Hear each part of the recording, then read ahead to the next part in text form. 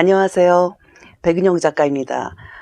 오늘은 지난 시간에 이어서 책을 한번 더 알아보려고 하는데요. 오늘 책 소개를 해드릴 부분은요. 재능은 어떻게 단련되는가, 제프 콜린이 쓴 책인데요. 제가 이 책을 읽으면서 저도 반성을 했고, 그리고 우리 큰아들이 수학 공부하는데 뭐가 부족했었구나 하는 거를 제가 알게 됐습니다. 그래서 굉장히 감동 깊게 읽은 책이었고요. 이 책을 소개하는 이유는 이제 어머님들께서 아이들을 뭐 사교육을 시키시거나, 뭐 예를 들면 예체능 교육을 시키시거나, 아니면 뭐 학과목도 마찬가지입니다. 시키실 때 어떻게 하면 성과를 낼 수 있을까? 그거를 좀 그런데 이제 도움을 좀 줄 수 있는 책이라고 생각이 됩니다. 여러분들 피카소나 그리고 타이거 우즈, 김연아, 모차르트 이런 사람들의 공통점이 뭘까요? 예, 굉장히 이른 나이에 자신의 적성을 부모들이 발견해가지고 그 아이들의 맞춤식 교육을 해서 그야말로 천재로 키운 그런 예죠. 그래서 타이거 우즈 같은 경우는 그 아버지가 골프 강의자, 골프 선수였죠. 그러면서 그 타이거 우즈를 7개월 때서부터 골프채를 들려서 골프 연습을 시켰던, 그래서 그 골프계의 황제로 키웠던 그런 예고요. 그다음에 김연아는 어떤가요? 김연아는 그 어렸을 때 그 김연아가 그 피겨스케이트를 탈 때 그 코치 선생님께서 이 아이는 피겨를 태우게 하면 좋겠다라는 말씀을 어머님께 드렸고, 그 어머니께서 굉장히 그 뭐라 그럴까, 지혜롭게 그 말을 받아들이셔서 김연아를 정말 세계적인 피겨 퀸으로 키우셨죠. 그다음에 모차르트는 그 뭐 피아노를 그러니까 연주가이자 그 작곡가인 아버지가 모차르트를 3살 때서부터 이제 음악을 시켰고, 그래서 음악의 신동을 정말 천재로 키운 그 아버지였고요. 그다음에 피카소는 그 아버지가 그 회화 선생님이셨죠. 그래서 미술 선생님이셔가지고 피카소의 재능을 10살 때 알아보시고 피카소를 정말 위대한 화가로 키운 그런 예죠. 근데 어떠세요? 되게 부러우시죠? 예.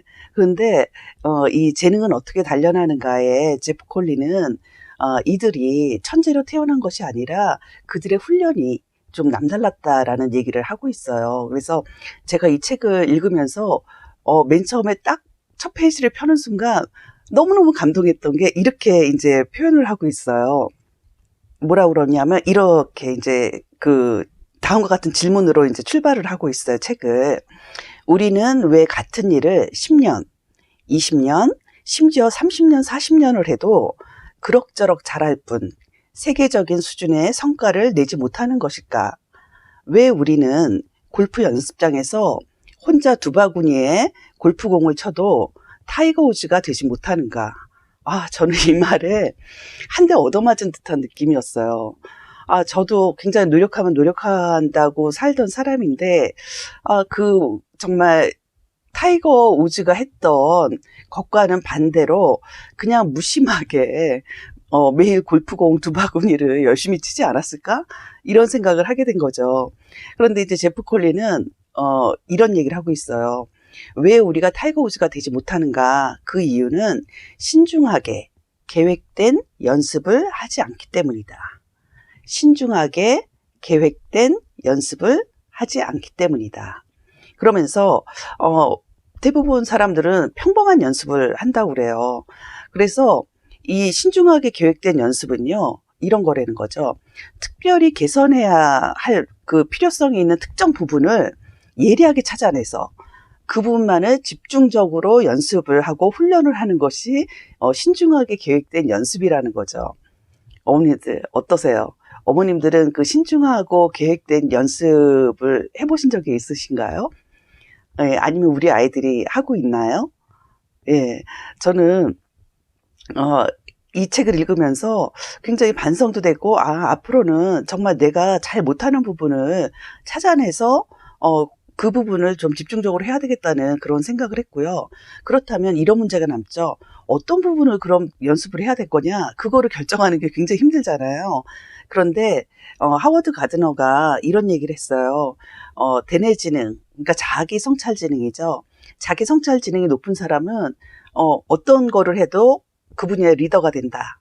이런 얘기를 했었는데 여기도 그 부분에 해당이 될 것 같아요. 내가 어떤 부분을 못하는지를 알려면 이 대뇌 지능이 좀 발달이 돼야 되죠.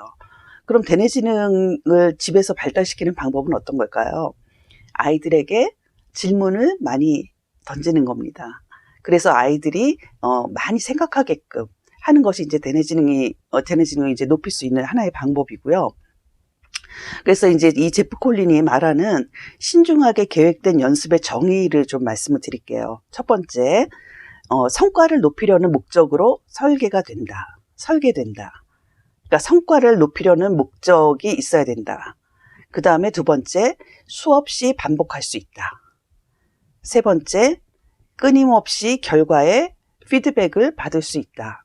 그러니까 내가 계속 하는 그 수없이 반복하는 것에 대해서 내가 잘하는지 못하는지 수시로 그 결과에 대해서 피드백을 계속 받을 수 있어야 된다는 거죠. 그 다음에 이제 네 번째, 정신적으로는 상당히 힘들다. 그 다음에 별로 재미는 없다. 라고 이제 그 신중하게 계획된 연습에 대해서 정의를 내리고 있죠. 그리고 제프 콜린은 이런 말을 해요.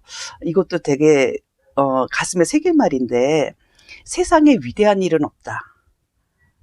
다만 위대하게 일하는 사람만 있다. 라는 거죠. 예, 정말 위대한 일이 있는 것이 아니라 위대하게 일하는 사람만이 있다.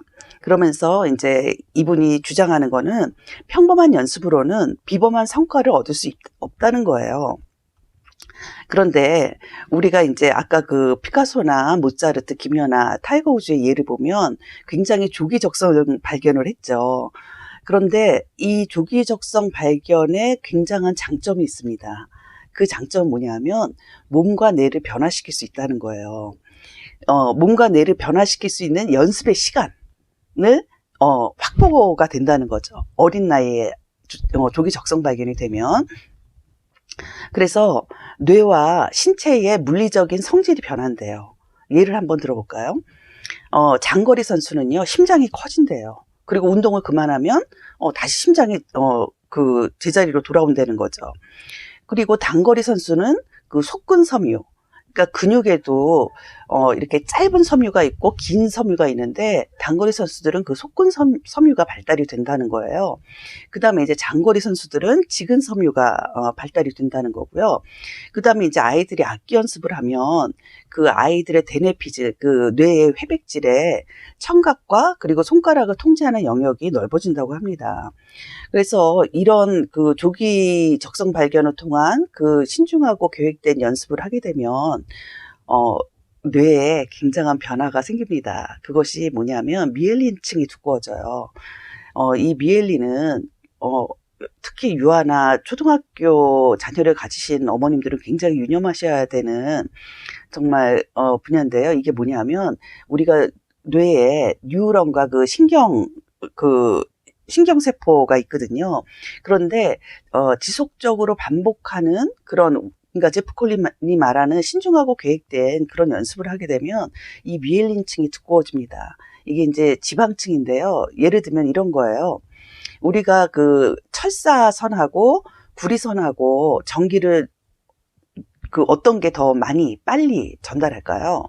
그렇죠. 가는 철사선보다는 구리동선이 훨씬 전류를 많이 보내고 빠른 속도로 보내게 되죠. 이런 거예요.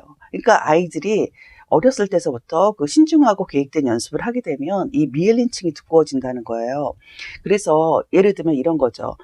지금 아이가 피아노를 하면서 틀린 부분을 다시 고쳐서 연습하고 그것을 이제 뭐 굉장히 많이 반복을 하게 되면 거기에 이제 미엘린층이 이제 형성이 되는데, 이 어렸을 때 피아노를 통해서 뇌의 변화를 가져온 아이는 나중에 공부를 할 때 그 공부 지식의 전달 속도와 양이 굉장히 그 뭐랄까 용량이 커진다고 할까요?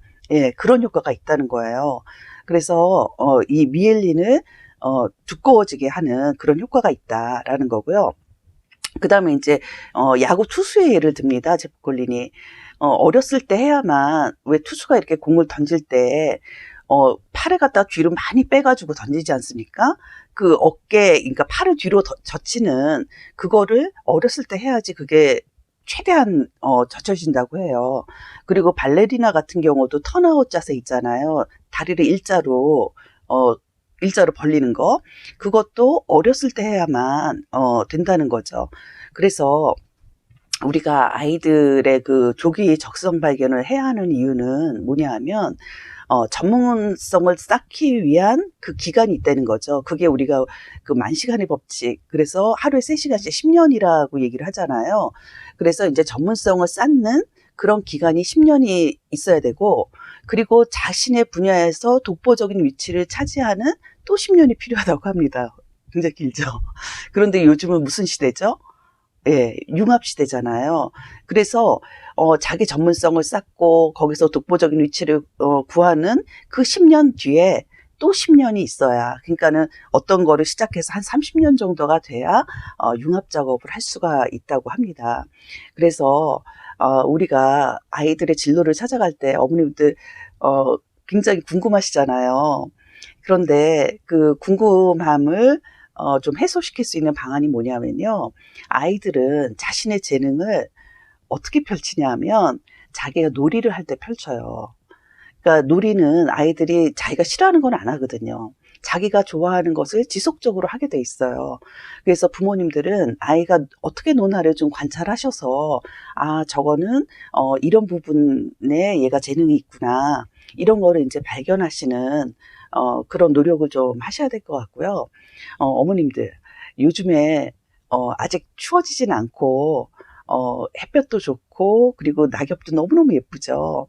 그래서 아이들 데리고 공원도 나가셔서 우리 아이들이 어떻게 노는가 그거 한번 관찰해 보시면서 아이들의 미래를 좀 도와주시면 어떨까요?